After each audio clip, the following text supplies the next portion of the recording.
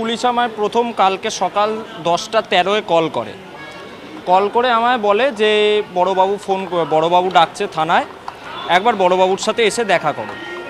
আমি সে ঘটনা শোনার পরে আমি পুলিশকে বলি, সেখানকার অ্যাডিশনাল আইসি সুকান্ত দাস আমায় ফোন করেন। তো আমি তখন পুলিশকে বলি যে আপনি তো ডাকলে আমি যাব না, বা এটা তো মামার বাড়ির আবদার নয় যে আপনারা ডাকলেই আমরা চলে যাব, একটা নোটিশ সার্ভ করুন। তো তখন বলে আচ্ছা নোটিশ সার্ভ করতে হবে, ঠিক আছে আমরা অফিসিয়ালি নোটিশ পাঠিয়ে দেবো। সকাল 10:13-এ ফোন করবার পরে নোটিশটা যখন আমার বাড়িতে পৌঁছয় তখন 11:06। প্রথমে 11:03-এ পুলিশ আমার বাড়িতে আসে, তার সিসিটিভি ফুটেজও আছে, আপনাদের সামনে সেটা যদি দরকার পড়ে তুলে ধরবো, এবং কোর্টের সামনেও সেটা আমরা তুলে ধরেছি জাস্টিস অমৃতা সিনহার সামনে। এবার বিষয়টা হচ্ছে 11:03-এ প্রথমে পুলিশ আসে, এসে খোঁজ খবর নেয়, তারপরে 11:06-এ নোটিশটা আমাদের ইস্যু করা হয়, এবং তারপর থেকে পুলিশ ট্র্যাকিং শুরু করে এবং বলে আজকে সকাল 11টার মধ্যে থানায় পৌঁছে পুলিশের তদন্তের মুখোমুখি হতে হবে। তাদের একটা ইচ্ছা ছিল কীভাবে যে করেই হোক যাদের থেকে এই সোর্স, যাদের থেকে এই ভিডিও বেরিয়ে এসছে তাদের অ্যারেস্ট করতে হবে। এবার দেখুন, যে সোর্স, এই সোর্স হচ্ছে আমাদের বিভিন্ন গ্রুপের মাধ্যমে, যেহেতু আমি দলের মুখপাত্র এবং আমাদের জার্নালিস্টদের বিভিন্ন গ্রুপ আছে, সেই সূত্রে বিভিন্ন গ্রুপে প্রথমে এই ভিডিও আসে।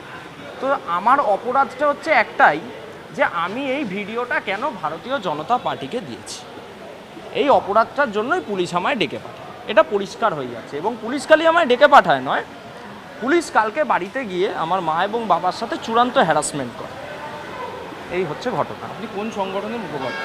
আমি ভারতীয় জনতা পার্টির মুখপাত্র।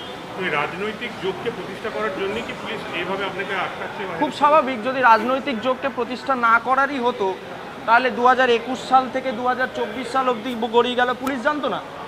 যে জয়ন্ত সিংয়ের নামে আজকে অভিযোগ করা হয়েছে, এই জয়ন্ত সিংয়ের নামে প্রায় 9টা এফআইআর দায়ের ছিল। কোথায় কোথায় ছিল? বেলগড়িয়া থানায় ছিল, দক্ষিণেশ্বর থানায় ছিল, কামারহাটি থানায় ছিল।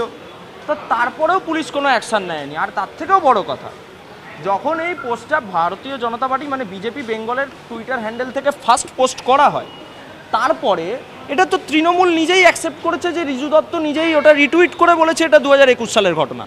তার মানে এটা রিজু দত্তর কাছে অজানা কিছু ছিল না, কিংবা তৃণমূল কংগ্রেসের কাছে অজানা কিছু ছিল না, না হলে তো তারা কোনোদিন এটা রিটুইট করতো না। তার মানে তারা স্বীকার করছে যে তাদের কাছে জানা ছিল।